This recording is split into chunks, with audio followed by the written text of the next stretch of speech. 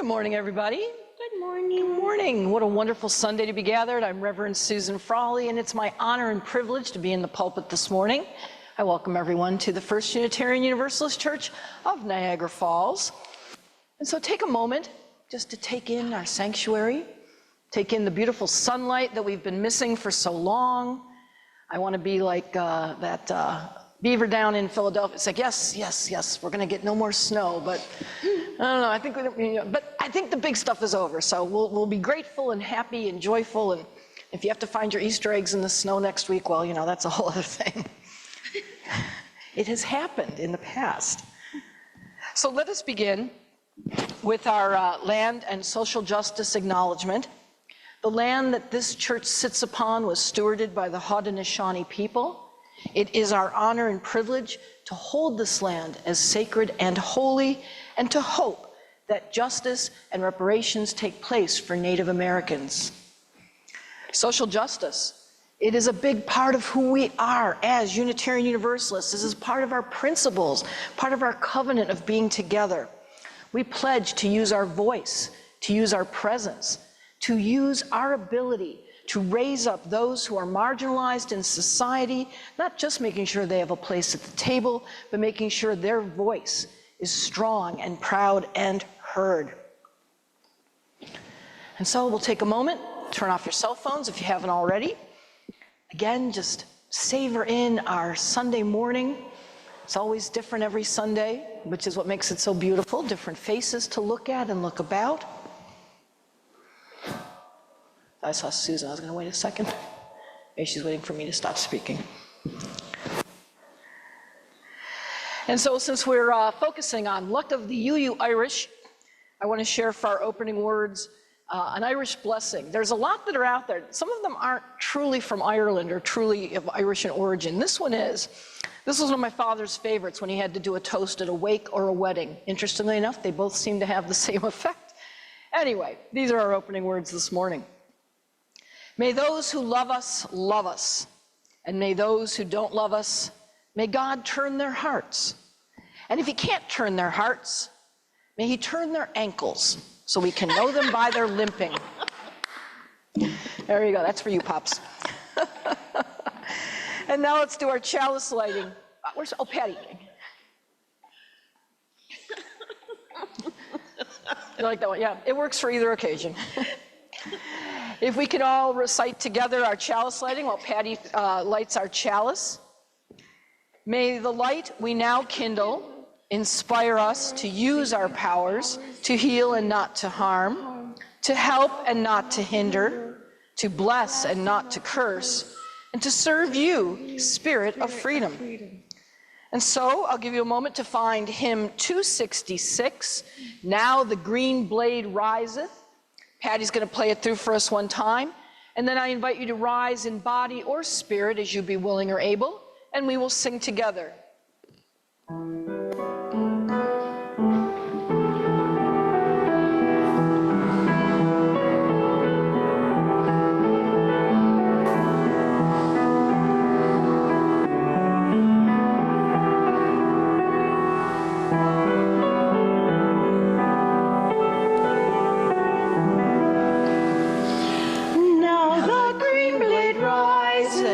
From the buried grain, wheat that in dark many days has lain.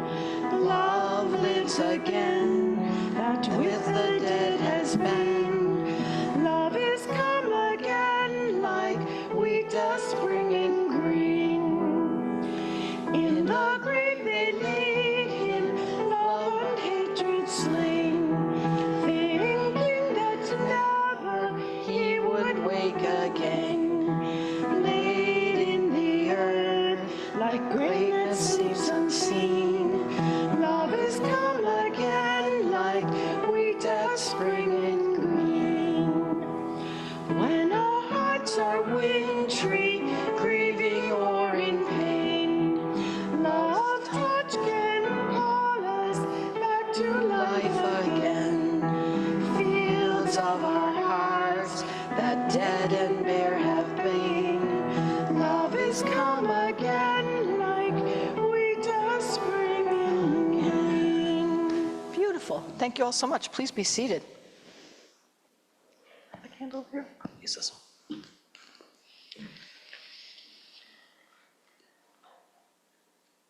It is part of our ritual. It is part of our covenant of being together that we take time to share. Oh, it's already lit. Okay. That we take time to share our joys, our sorrows, and our concerns with each other in a soundbite method. I'm going to light this candle for peace throughout the world and all the regions right now that are afflicted by all of the war and suffering that is going on. And I invite you to come forward to share your joys, your sorrows, your concerns. If you're remembering someone, you may also put a stone into our vase. And at this time, please share.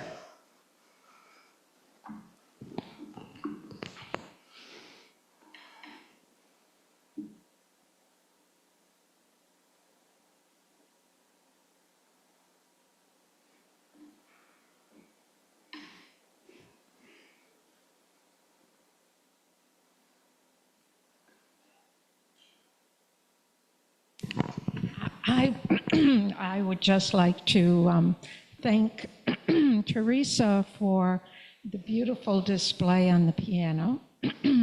And every year, Teresa is very intrepid. She goes out into the wilderness and cuts us the pussy willows. And this year, on Monday, I put them outside in our planters like I've done before. Weather was a little unusual. It was low 20s, maybe even lower with the wind chill. And I didn't expect it would just snow all over them too, but yes, that was our week. But it is, I see spring out there now. That's what I see.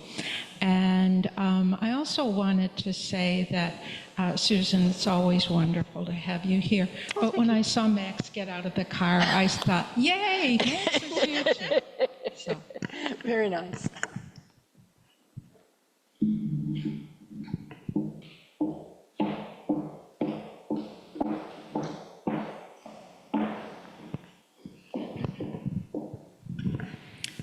I just wanted to make kind of a little mini announcement. On American Experience, they're doing a whole episode on Love Canal. So we should keep our eyes open for that, since it's something that affected a lot of people here.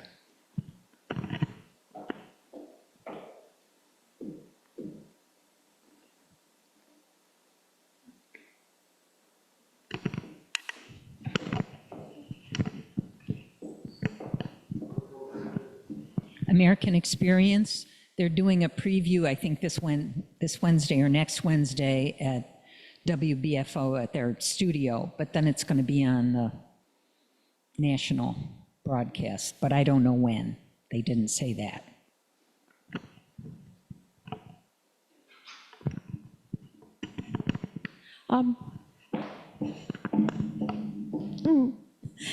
Me too. Yeah, you said. What you said. So I've had a really weird week this week.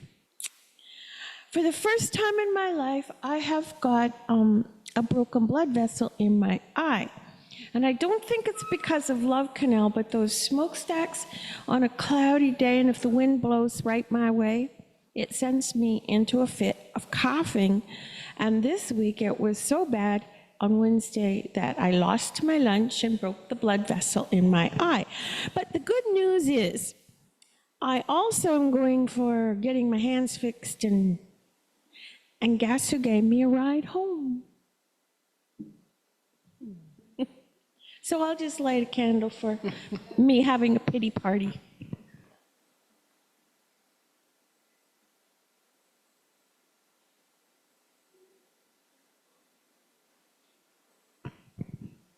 Oh, I know what else. I've been bugging Sue and Max now since before Christmas to please put something together for us at the end of the music season. Bring all your friends and then bring all their family and friends. Hopefully we can do that for the last service in June. We'll do a music Sunday.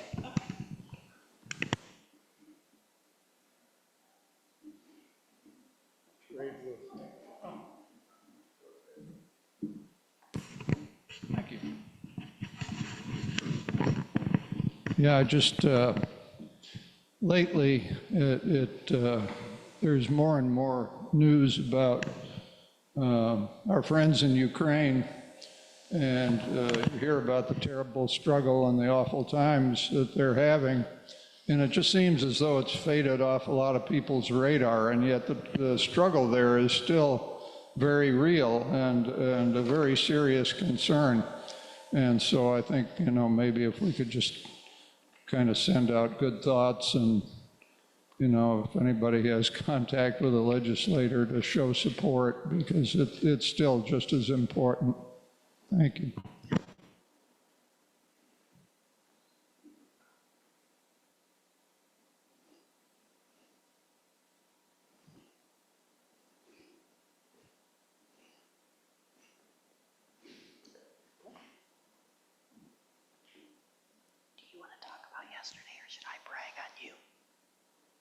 I'm going to brag on you.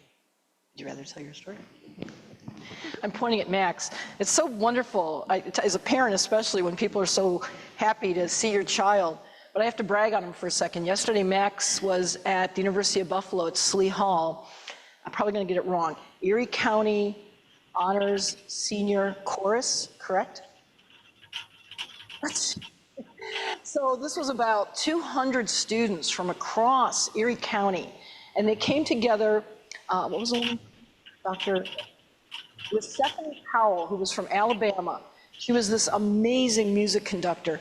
And watching her, she just was connecting with these kids, and it was electric.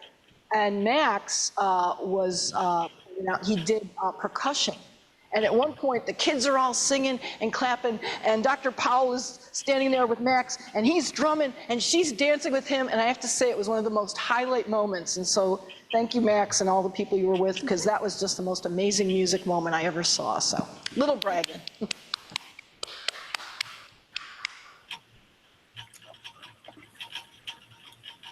Anyone else, of course? Anyone else?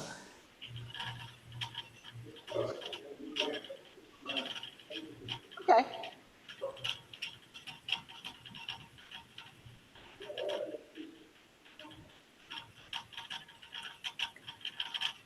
I'd like to add something if I could. Sure. Okay, so I was thinking about the man that posted that letter on the front of the church a couple weeks ago, and I wanted to ask if I could light a candle for him, that he has peace and finds an open heart. You got it. Thank you.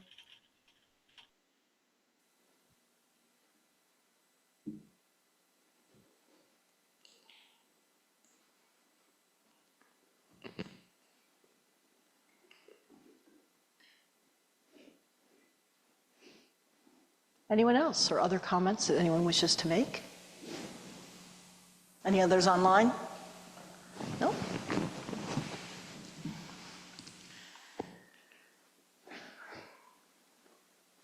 For all the joys, the sorrows, the concerns, those that have been shared and those that are held in hearts and in minds, to all of these we give our best intentions, our best energy, and we bless them, amen and a women. So spiritual practice is a little different just for this month. I'm not using the theme from UUA as I usually do, but I want to share with you a writing, since I'm focusing on Irish UUs today. This is from the Reverend Bridget Spain, who is the pastor at the Dublin UU Church. And this was a piece she wrote, and I've abbreviated it just a little bit. And it is called, "Unitarianism as a Faith is Unfamiliar to Most People." She goes on to write, these are the words of Reverend Bridget. "Recently, as I was closing the door of the Unitarian Church, an elderly Dubliner came over to me and, leaning in, said in a whisper, "Tell me what class of cult is in that building." The word cult jarred me. I assured him we were not a cult and that our written history in Dublin goes back to the 1600s.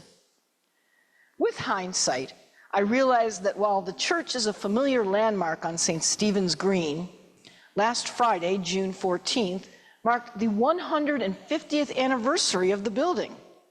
Unitarianism as a faith is still unfamiliar to most people, even in Ireland. The refusal of Unitarian ministers to subscribe to the Westminster Confessions of Faith meant that Unitarians were regarded as dissenters. Until 1813 in Ireland, Unitarianism was illegal. In the early years of the movement, meeting houses were in quiet back streets. On the old maps, they would appear as Presbyterian meeting houses. And what about the Unitarian faith? Unitarianism grew out of the Reformation, as we know. Unitarians believed that the Reformation was not radical enough. They believed that no one had the authority to define God for another person. They rejected all imposed doctrine, including the doctrine of God as a Trinity, and they rejected creeds and the system of church hierarchy. The Dublin Church is affiliated with the General Assembly of Unitarian and Free Christian Churches, and also to the non-subscribing Presbyterian Church of Northern Ireland. That's a whole interesting organization right there. A plaque on the external wall welcomes people to worship in a spirit of freedom, reason, and tolerance. And such is the way that we conduct our church. These are the words of the Reverend Bridget Spain, minister of the Dublin Unitarian Church. And now we will take up our offertory, which goes to serve the very good works of this church.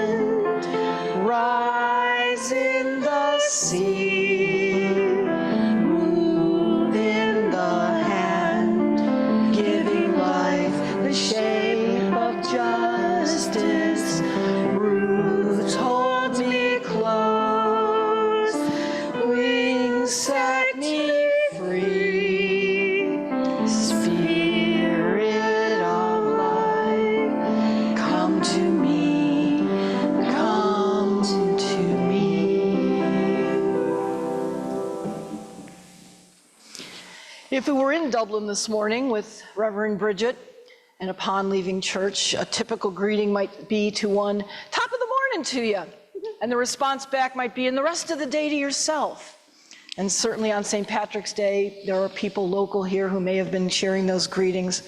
But it's interesting to think about that while St. Patrick's Day and the Americanization of that and some of the different rituals, that deep in the heart of the old sod, there lives churches that are Unitarian Universalist. Unitarian first, and then Unitarian Universalist when that connection came later. And I just find it fascinating. their journey and their birth is very similar to some of the birth in the United States. So I'm going to tell you a little bit about that today. I'm going to talk a little bit about history. I'm going to tell you a little bit about some Irish UUs that you may not be familiar with, and just talking about how, as a faith, we have commonness, and yet, depending on where we are rooted, there are some dissimilarities. So, as Reverend Spain was talking about in her essay, there were things going on back in the 1500s. We had John Luther and Michael Cervantes duking it out with their own agendas and protests as the Protestant Reformation was taking place. And in Geneva, Switzerland, the two of them were fighting it out about who was most right, because of course somebody had to be the right religion. And just like things of history, the Gutenberg press had a lot to do with who was able to first print and publish their ideas, put them forth, and gain the popularities. And of course, we also know from history that John Luther was very responsible for calling Michael Cervantes out, making him actually a criminal, and Michael Cervantes, being burned in effigy for his beliefs and ideas. As those beliefs grew both in Switzerland and in parts of the UK, Unitarianism was growing, and where it began to grow was, believe it or not, Transylvania. And we've heard some of these histories before about how King Sigismund took on these beliefs, actually made Francis David his minister of faith and belief, but also not just focusing on Unitarian Universalism, but also about a broader expanse of freedom to believe, which was basically unheard of in that time period. And so, while all these things were going on in those initial footings, over in Ireland, there was movement going on. Unitarianism dates to Ireland about the 1500s, which is not far away from when the Protestant Reformation itself was going on. The earliest recorded communities were in Dublin and Bandon, County Cork. All of these had their roots in the Puritan, nonconformist dissenters who did not subscribe to the established church doctrines, specifically the Westminster Confessions, because the ministers who were bringing forth the ideas of Unitarianism were not subscribers in this hierarchy. Unitarianism was illegal until 1813 in Ireland. People had to meet in private. Can you imagine that? You're meeting in private, sequestered little areas. It's like the whispered secret of where to go and what to think about. Because of course, at that time, with the Protestant Reformation, there was still the hold in Ireland especially that the Trinity was what defined God and church and belief. And of course, we know that the Reformation was not about that. It was about either one God or a change in how people thought about religion and God itself. Thomas Emlyn and Joseph Boys were the first ministers at Wood Street in Dublin. They were two nonconformist ministers that were instrumental in bringing forth the ideas of Unitarianism into Ireland. And believe it or not, the Irish were quick to take up Unitarianism. However, being illegal as it was much harder to get that word out. Everything else was about affirming the Trinity and sticking with the old standard dogmas. So as we heard a little bit in Reverend Bridget's address, they were called the non-subscribing Presbyterian.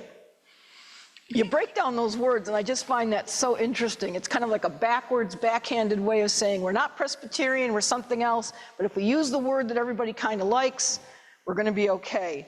And of course, that had its own issues as well, because there was a strong Catholicism base. Presbyterian had its own base. So even just to align with the Presbyterian Church or the thoughts of the time was also to align in a different fashion. But at least it gave some security or safety for those who were still going forward. So if we try to do a little bit of a time connection here, a little time log, when the Puritans, as they were called, or the Pilgrims or the Saints, came to America in 1692, some of those early Pilgrims were Unitarians. And yes, they were Irish.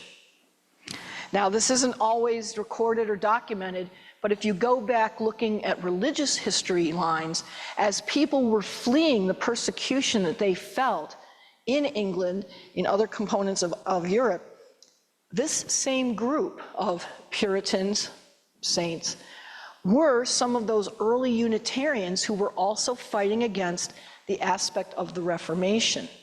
We know in America, when we look at some of our Unitarian history, and especially some of the schism splits that took place once that first colony was established in early New England, that some of those thought ideas definitely found their roots in early Unitarian thought, and especially with aspects of governments. I've talked about this sometimes at Thanksgiving, saying that it's the gay UU holiday, because, of course, they landed at Provincetown, so how could it be anything but gay? If you don't understand that, that's where the Mayflower first landed. It was not a place that they could grow crops. They went further down the bay, of course, but they developed something called the Mayflower Compact. Every one of us probably learned that when we were in grade school. But we know as Unitarians that creating compact, creating covenant, has everything to do with how we create governance as a congregation, as a faith, as our connection with each other. So when we start to put some of these little facts together, or ideas, it is not unreasonable to think that there were Unitarians and that they were Irish coming to America. But I digress. The lively congregation which gathers at that 150-year-old church in St. Stephen's Green owes a lot of its origins to those English Puritans, because many of them left England and arrived in Ireland itself to try and escape the persecution that was going on to those that did not hold to that Westminster Compact in its own way. And of course, with those English Puritans being in Ireland, okay, we'll get to the travel part later. The location of the earliest meeting house in Dublin still remains a little bit unknown. Remember, persecution. But by the 1600s, the descendants of those first Puritans were meeting on Wood Street, which was situated between Anger Street and Peter Street. So if you ever go to Ireland, you could actually do a little UU tour, the same way they have those in Transylvania now, and find those early UU roots. The description Puritan is unlikely to be applied to any of today's Unitarians, but the Puritan independence of mind and dissent from imposed religious orthodoxies is still embraced enthusiastically by the spiritual descendants in the Dublin church and by its sister congregation, which is in Cork. If you know anything about Ireland, I'll do it this way. Dublin's up here, Cork's down here. It would probably be about the difference between here and, we'll say, Philadelphia. Big links. Anyway, and those are the only two churches currently that are serving in Ireland. The Puritans reached their highest point following the victory of the Parliament forces in the English Civil War of the 1640s and the establishment of the Commonwealth, but unfortunately their fortunes changed following the restoration of the monarchy in 1660. Because let's not forget that faith, or a faith root, had a lot to do with who was the governance body of any region. And so not only just by faith and faith rules, but it also had to do with taxes, it had to do with the laws of the land. And again, when people came to America, they followed some of that similarly, but that changed a little bit when there started to be the splits between some of those that first came. But back to Ireland. Many of the ministers refused to conform to the new authorities that came forth, and they were ejected from their positions in parish churches and other institutions by the majority church of the region. With their supporters, they set up nonconformist congregations outside of the established church. And again, this was illegal, making them all potential criminals just for following their faith. Among the nonconformist congregations set up in Dublin was the church in New Row, Cook Street, and Mary's Abbey. And over the course of 2 centuries, these congregations and the older Wood Street congregation relocated and merged until their descendants became the congregation that is now the congregation in Dublin at St. Stephen's Green. For most of their time in history, up to the time of the move to St. Stephen's, These congregations were publicly known, and again, often referring to themselves as Protestant dissenters of Presbyterianism. I just love it. I love the play on words. Those who heard it heard the words they wanted to hear, and those who dove deeper knew what was going on. It was just a legal way to describe who they were and to get word out for those who they were looking to join them. Following a split with the more Orthodox Presbyterian congregations in the middle of the 19th century, the Eustace Street and Strand Street congregations gradually began to publicly identify themselves more by their Unitarian beliefs and less by their Presbyterian affiliation. This was seen as heresy in 1702, as Reverend Thomas Emlyn, one of the Wood Street ministers, was actually imprisoned for publishing such views about what the true nature of God was, and for conducting services. So we have that history. We've constantly seen people like David France, who was imprisoned in Transylvania, Michael Cervantes, and now you're learning about a new UU elder, Reverend Thomas Emlyn, put into jail for his beliefs. He was one of the first ministers in Ireland to use the name Unitarian and to distinguish this view from the Trinitarians, who believed that there were three persons in the one God. And again, up till 1813, there were legal restrictions as well as outright laws against Unitarian worship. But the passage through Parliament that year of 1813 gave Unitarians the freedom to worship on the same terms as Trinitarians. In 1730, Ulsterman John Abernathy became minister of the Wood Street Church, and his refusal in 1726 to subscribe to the Calvinist Westminster Confession led to that birth of the non-subscribing Presbyterianism. The liberal Christian congregations of non-subscribers, boy, there's a tongue twister, which was mainly located in County Antrim and County Down, had closed down their bonds with the Dublin Church. And again, eventually, they would all come together into one space. The early congregations of the mid-17th century relocated and merged several times, the Wood Street congregation joining the dissenters of Mary's Abbey, and together and eventually in the Dublin area, all coming together to be on St. Stephen's Green. That's a lot of history and a lot of oppression that people went through to have their faith and to be involved. But let's talk about some famous Unitarians from Ireland. It's always good to know who was there. So if you were celebrating St. Patrick's Day, and if perchance you had a little shot of the Spirit, as a certain Monsignor used to say when he'd come to our house, here's who you have to give benefit to. John Jameson, 1773 to 1861, was a famous distiller. Still is, Jameson whiskey. He was a member of the Strand Street congregation. He came to Dublin from Scotland with his father and his brother to set up distilleries on Bow Street and Merrow Lane. And again, he and his wife Isabella had 6 children who were all dedicated in that UU church. Dora Malone. Dora Malone lived 1872 to 1950. She was a suffragist. She was a member of St. Stephen's Green, born in England, though her father was a Unitarian minister from County Down. She was a teacher and activist in the women's suffrage movement, and later she was very active in Dublin. She was one of St. Stephen's Green's Unitarians behind the scenes, and she also was briefly imprisoned for stating her views out loud. This is one of my favorites. Margaret Huxley. You may never heard of Margaret Huxley, but I promise you'll remember her when you leave today. She was a nurse and a philanthropist. She was a member of St. Stephen's Green congregation. Born in London in 1856, she came to Dublin in 1883 to take up a post as lady superintendent of the Eye and Ear Hospital there in Dublin. Appointed as matron by Sir Patrick Dunn, the hospital soon became a place where she took on pioneering roles in the education of nurses and the raising of nursing standards. She was a leading light and president of the Irish Nurses Association. She was also the driving force behind the efforts of church members to relieve the housing crisis. The Margaret Huxley Public Utilities Society constructed 10 family homes on Cork Street in Dublin, named Huxley Crescent in her honor.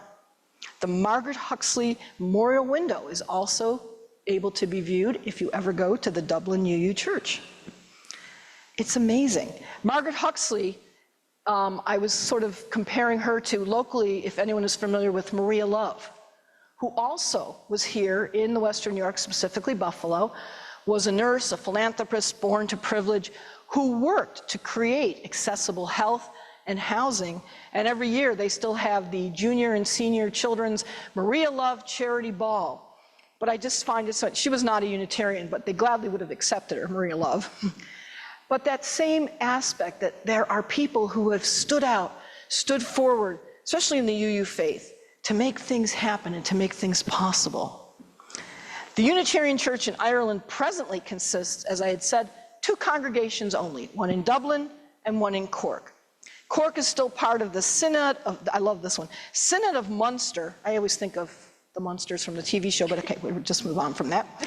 In the Republic of Ireland, which has itself been part of the non-subscribing Presbyterian Church of Ireland since 1935.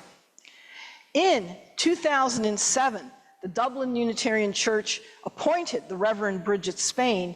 She was Dublin's first assistant minister in 116 years, as well as being female. Subsequently, in 2010, she was appointed minister of the Dublin Church, which made her the first woman Unitarian minister in the Republic of Ireland. Oh, what lucky UUs they are in Ireland. And this is part of our legacy, and these are part of our ancestors as well as living individuals who, while across the sea, contribute to that greater worldwide faith and that greater interdependent web that we speak about. So here we are, Sancha, even though we're past St. Patrick's Day. That means have life, have joy, kind of like saying L'chaim, which is to life. Okay, let's do talk back. Talk back, for those who haven't experienced, is the opportunity for you to speak about any ideas or thoughts you had on the sermon, the readings, or anything else that just happened to pop into your head while you were sitting here today.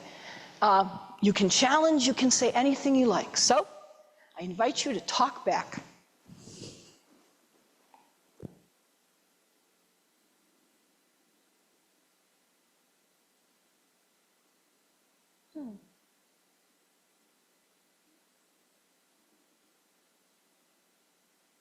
Well, the only thing that's crazy that popped into my head when you mentioned the Republic, lately I've been watching this show on television, or no, actually it's videos that I got out the library. It's called The Republic of Doyle. And of course, there's a lot of Irish people, as you know, up in Newfoundland. And they have their own ways of talking, you know. So there is one thing that I did learn from them, because my niece, she went and married one of those peoples. Fine par, the 3 of you coming home at a couple of clocks in the morning with the belly full of drunk.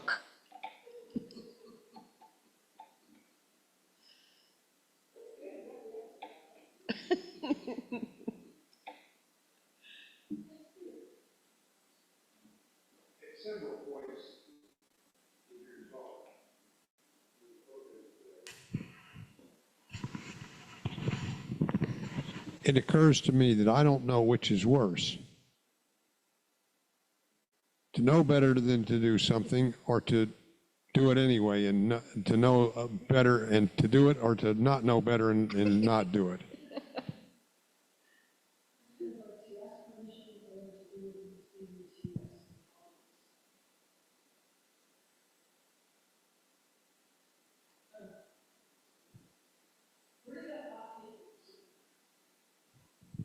To a state of confusion.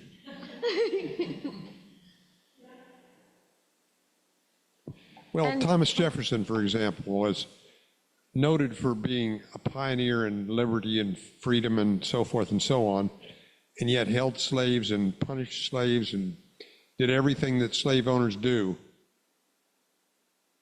was he a better person to have known better and did it anyway, or would he have been better off not to know about it and just do it anyway?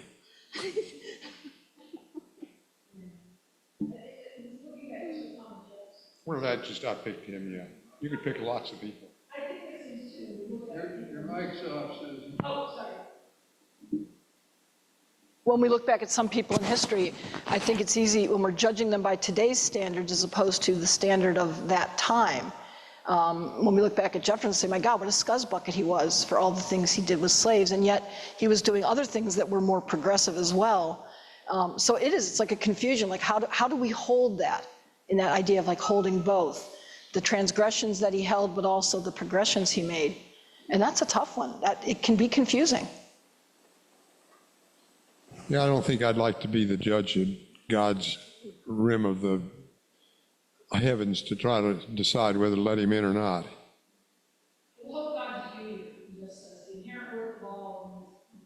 Yeah, but it'd be too crowded then.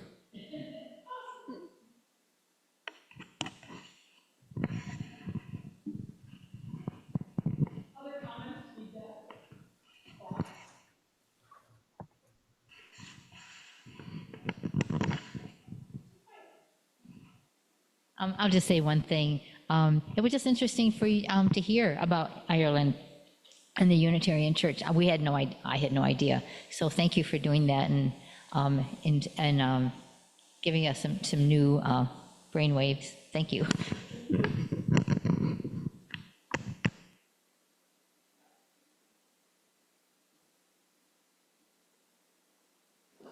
Anyone else? Well, as always, I appreciate the commentaries, the thoughts, the attention. It's a way of sharing with each other, of living in our covenant, but it's also a way of ministering to me. And for that, I am very grateful for all of you.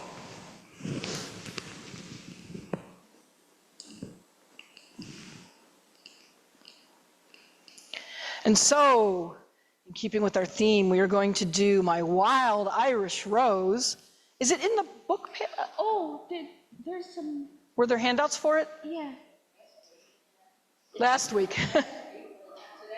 Okay. Oh, you didn't get any? Patty has a couple of them. We'll do our best to go through it. So our Patty here is going to play it through for us. And Patty is panning out for those who want to know the words, but it's easy enough to go through, and if not, just fake it. It's always good. And that's what I have to do a lot because I can't see anyway. And if you want to follow through with the verse, or I could sing the verse and y'all join in the chorus, don't matter. Yeah, we'll do that. You can sing through. Okay. Those who know it can sing with you, and we'll do the chorus for those. I have a little intro to it too, so.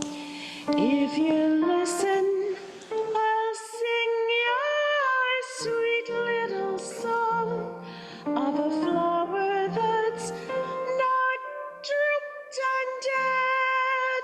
What a depressing intro. Yet dearer to me, yes, than all of its mates, though each holds aloft its proud head. 'Twas given to me by a girl that I know. Since we met faithfully, I've known no repose. She is Rose, my wild Irish rose, the sweetest flower that grows. You may search everywhere, but none can compare with my wild Irish rose. And then we go back to something about she's dearer again. She is dearer by far than the world's brightest star, and I call her my wild Irish rose. My wild Irish rose, the dearest flower that grows, and someday for my sake she may let me take the bloom from my wild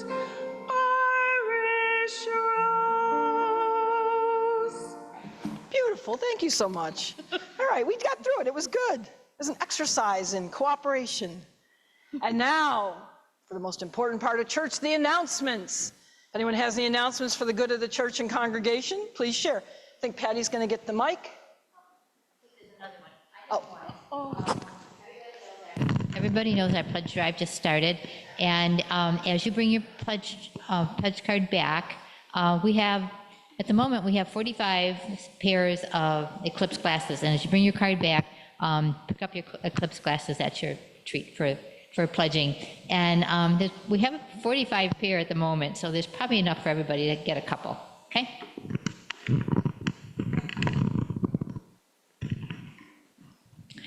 Hello.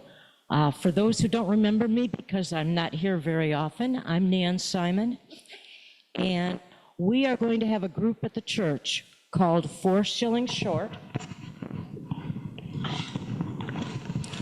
on April 13th, and I would appreciate it if anyone wants to help, if they leave me their email address before I go, so that I can add you to our distribution list, and if anyone is willing to drop off flyers at your local library, grocery store, if you have another church that you didn't tell us about, the church. I have been to their concerts twice, and a number of people here have also, and they're just unbelievably fantastic. They are charming. Sadly, his English is from Ireland. I find him difficult to understand, but the singing is beautiful, and the instruments they have, which they have collected from around the world, are the most amazing collection of instruments I have ever seen outside of a museum. I think it'll be a fun. There will be, it's going to be like 40 to 50 minutes the first session, and then an intermission, where we will have a number of baked goods, because I love doing that, coffee, tea, and Irish whiskey for those people who just really don't want to listen to Irish music without alcohol. And the intermission, which is short enough that it'll keep anyone from getting drunk, after the intermission, we'll come back for another 40 to 50 minute musical score from them. So again, if anyone already knows where they'd like to put one of these, I'll give it to you. I hope you can all attend. It truly is a great performance. Any questions? Pardon? The cost. Amazingly enough, they are not charging us. There is a free will donation, so we will have, and we will need 2 people to babysit those, and I was thinking Peter and Betsy, that might be a great job for you, especially Peter, who will make people don't, no, I mean, especially, who could say no to Betsy, and who would want to say no to Peter? That's kind of what I think. But again, that's just a suggestion. And the donations are split, 60% to the musicians and 40% to the church, which we might or might not want to share with Stella Niagara, who are putting them up at no charge because they are doing a concert at the school for the kids. And the reason they're doing it here is because I could not wrangle a seat at the concert for the kids, which would have been my first choice, but it also would be nice that it'll mostly be adults instead of kids. Are there any other questions? No. Okay. Oh, sorry, I have one more. Does anyone know if the 3 percolators in the closet all work? They do not work. None of them work. Thank you. If anyone has a percolator they'd like to lend to a very worthy cause, please see me. Thanks. Sounds good. Any other announcements? Yeah, we decided to move our video to announcements so we would have the opportunity to hear Max. Oh, okay.